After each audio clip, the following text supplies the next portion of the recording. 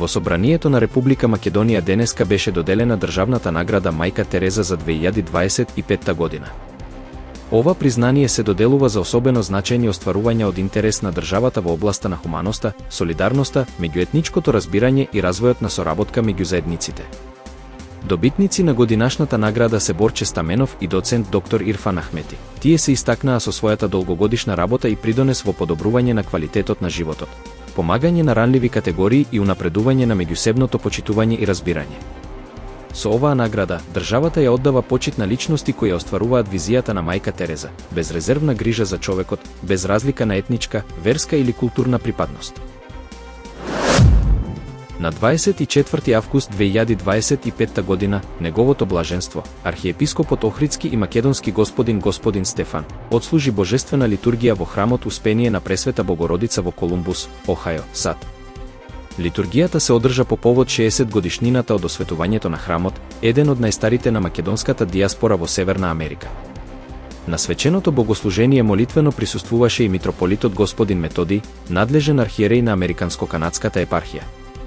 По завршувањето на литургијата, архиепископот му подари архиерејски инсигнии, крст и панагија на митрополитот Методий во чест на неговиот 20 годишен јубилеј од архиерејската служба. Во продолжение беше отслужен помен за сите упокоени свештенослужители и основачи на црковната општина, како и за нејзините заслужни дејатели и помагатели. Свеченоста продолжи со водосвет и кршење на славскиот колач од страна на архиепископот. Јубилејното чествување ќе заврши в четврток, на денот на храмовиот празник, со уште една божествена литургија на која повторно ќе чиноначалствува господин Стефан. Во наредните 10 години, Грција ќе има потреба од дополнителни 2 милиони работници, од кои 1/4 ќе бидат висококвалификувани кадри. Веќе постои недостиг од околу 200.000 работници, што според анализите објавени од весникот Катамерини, е резултат на длабоки демографски предизвици и масовни пензионирања кои го загрозуваат производството и социјалниот систем.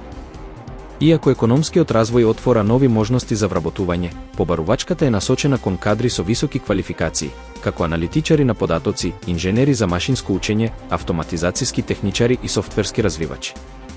Овој тренд може да доведе до позитивна трансформација на производствениот модел и зголемување на иновациите, доколку се преземат соодветни политики.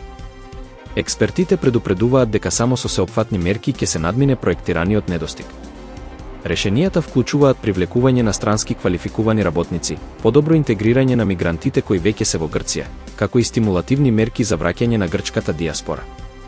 Според процените, ваквите политики би можеле да пополнат околу 100.000 работни места и да го зголемат брутодомашниот производ за најмалку 1%.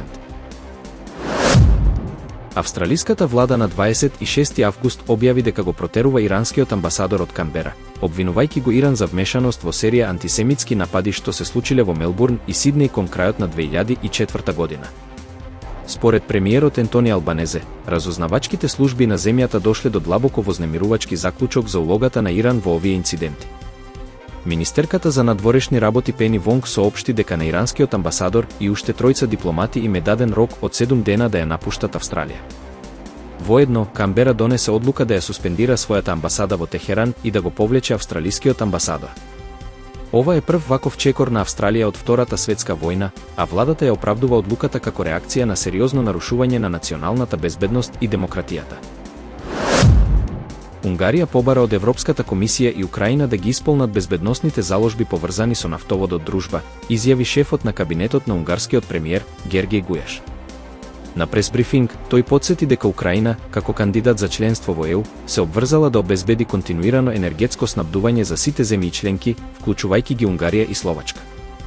Гујаш потсети дека Европската комисија уште на 27 јануари 2025 година доставила писмени гаранции до Будимпешта за безбедноста на клучната инфраструктура.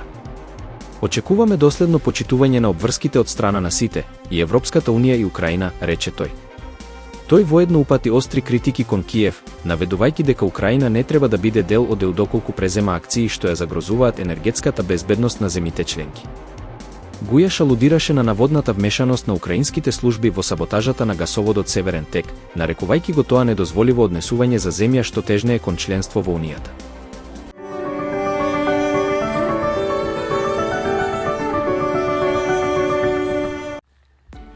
Времето во Македонија сончево со мала до умерена локална облачност, ке дува слаб до умерен ветер претежно од југозападен правец.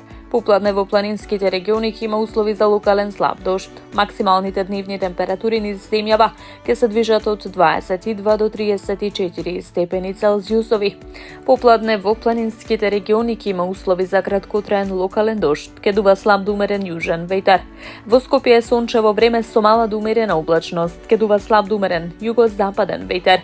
Максималната дневна температура ќе достигне до 31 степен Целзиусов.